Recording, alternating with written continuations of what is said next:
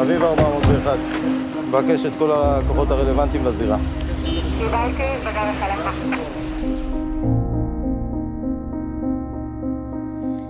חלמתי שיש לנו בן קטן, עם טלטלים כמו שלך.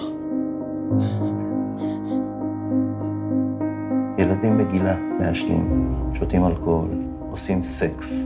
תקימי את התחת שלך וטוסי לאוטו עכשיו. אני פה עם חברים. עזוב אותי, מה נראה לך? היי, די, תפסיק. תתעוררי, אני אומר לך מה קורה בחוץ.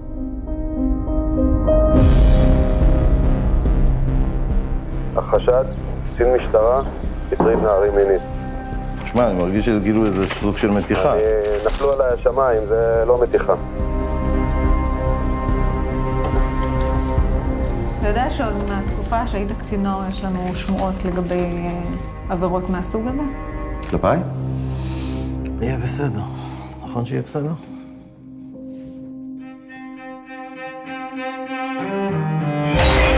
מה את שואלת, אם נגעתי או לא נגעתי?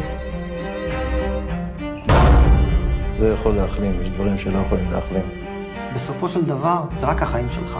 זה מה שאני אומר לעצורים שלי. בלעדייך אין לי כלום, את יודעת את זה. את החיים שלי. מה קרה? אתה לא השקפת, אני